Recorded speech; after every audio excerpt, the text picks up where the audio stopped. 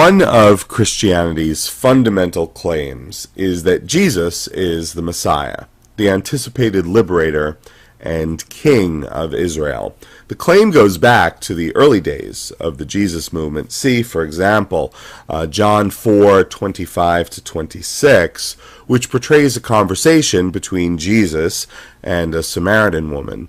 The woman says, "I know that Messiah is coming," and Jesus responds, "I who speak to you am he." Now, Christian apologists attempt to demonstrate that Jesus is the Messiah by claiming that he fulfilled messianic prophecies that appear in the Hebrew Scriptures. Although Christian apologists can't seem to agree to the precise number of such prophecies, they generally agree that there are many of them. Moreover, apologists believe that Christianity's legitimacy rides on Jesus having fulfilled these prophecies. In his book, The Case for the Real Jesus, apologist Lee Strobel writes, "When a Samaritan woman said to him, 'I know the Messiah is coming,' Jesus replied, 'I who speak to you am he.' Having made these unambiguous claims, if he then fails to match the prophetic portrait, Jesus would be an impostor, worthy of rejection and disdain, a false prophet who should be rejected by Jews and Gentiles alike." The fatal flaw here is that the so-called messianic prophetic portrait is largely a Christian fiction that, among other things, regularly relies on fabricated prophecies as well as tendentious misquotations and misapplications of passages from the Hebrew Scriptures. These antics betray the fact that Jesus was not the Messiah. Okay, first, fabricated prophecies. 3 examples. A, Matthew 2:23, which claims that young Jesus and his family came to reside in Nazareth so, quote, "that which was spoken through the prophets might be fulfilled. He shall be called a Nazarene." The words, "he shall be called a Nazarene," do not appear in the Hebrew Scriptures. In fact, neither the city of Nazareth nor anyone from Nazareth is ever mentioned anywhere in the Old Testament. It's just not there. B, Matthew 27:9-10. Judas regretted his participation in getting Jesus arrested. Earlier, we're told that the chief priests had paid Judas 30 pieces of silver to do the deed. Now in chapter 27, he is depicted trying to return the silver. He eventually throws it into the temple and goes off to kill himself. The chief priests decide to use the silver to purchase a potter's field, a cemetery for unknown and indigent people. Matthew 27:9-10 proclaims, quote, "Then that which was spoken through the prophet Jeremiah was fulfilled, saying, and they took the 30 pieces of silver, the price of the one whose price had been set by the sons of Israel, and they gave them for the potter's field, as the Lord directed me." Sounds impressive. The problem? Well, the footnote for Matthew 27:9-10 in the New American Bible puts it well. Quote, "Matthew's attributing this text to Jeremiah is puzzling. There is no such text in that book." The purported prophecy is not in Jeremiah. Christian apologists have offered various excuses for this, including, without limitation, the prophecy was in Jeremiah, but the Jews cut it out.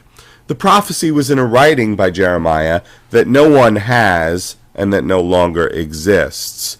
The author of Matthew had a bad memory, or it was the ancient equivalent of a typo. And my personal favorite, the prediction was spoken by Jeremiah, but never written down. While creative, this last one withers under the mildest scrutiny. Matthew uses the same formulation 20 times, 18 of which refer to texts that can be found in some form in the Hebrew Scriptures. As for the other 2, this and the bit about "he shall be called a Nazarene," they're not in the Hebrew Scriptures at all. They're Christian fabrications, Now, some apologists eagerly point to Zechariah 11:10-13 as the source of the purported prophecy. Two problems. First, Zechariah is not Jeremiah. Second, the passage in Zechariah doesn't say what the author of Matthew says. C. John 2:17. In the 4 verses immediately preceding this, we're presented with one of the 3 different times the Gospels portray Jesus clearing the Jewish temple. According to the author of John, upon seeing Jesus do this, quote, his disciples remembered that it is written, zeal for your house will consume me. Christian apologists regularly include this among the purportedly fulfilled messianic prophecies. Here's the problem. While the text appears in Psalm 69:9, zeal for your house consumes me, it's not a messianic prophecy. Moreover, even if it were a messianic prophecy, it presents a major problem for traditional Christology, which holds that Jesus was sinless. The person praying in Psalm 69 is a sinner. Verse 5, O Elohim, you know my foolishness, and my sins are not hidden from you. Unless Christian apologists want to say that Jesus was a foolish sinner, they can't claim Psalm 69 as a prophetic reference to him. Second, misquoted and misapplied passages from the Hebrew Scriptures. 3 examples. A. Matthew 2:14-15. Mary and Joseph take the baby Jesus and flee from Herod into Egypt, where they remain until after Herod's death. So the author of Matthew claims, quote, what was spoken by the Lord through the prophet might be fulfilled, saying, out of Egypt did I call my son. It seems impressive until one checks the source, Hosea 11:1, which has God saying, quote, when Israel was a youth, I loved him, and out of Egypt I called my son. The author of Matthew ripped half of Hosea 11:1 from its context, a lament about Israel, and misapplied it as if it were a messianic prophecy. B. Matthew 1:22-23. An angel tells Joseph that his wife, a virgin, was made pregnant by God, and that the son she will have is to be named Jesus. The author of Matthew says, quote, now all this took place that what was spoken by the Lord through the prophet might be fulfilled, saying, behold, the virgin shall be with child, and shall bear a son, and they shall call his name Emmanuel, which translated means God with us. The prophet invoked here is Isaiah, specifically Isaiah 7:14, which says, quote, therefore the Lord himself will give you a sign. Behold, the young woman will be with child and bear a son, and she will call his name Emmanuel. Let's put the passages side by side. Notice the difference with respect to the child's name. Isaiah clearly says the child's mother will name him, and Emmanuel will be his name. By contrast, Matthew has an unidentified they, calling the child Emmanuel. Of course, the author of Matthew had to modify the passage because, as we saw, he had an angel directing Joseph to name Mary's child Jesus, a direction Joseph obeyed. So Matthew changes it from Isaiah's third person feminine singular, she will call, to the third person plural, they shall call.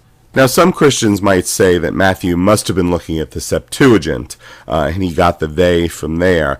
But the Septuagint's version of Isaiah 7:14 is the same as the original Hebrew. She will call his name Emmanuel. The author of Matthew changed the Isaiah passage. We've seen the author of Matthew fabricate a prophecy about the Messiah being from Nazareth, misquote a passage from Hosea to make it seem to be about Jesus, and attribute a prophecy to Jeremiah that isn't in Jeremiah.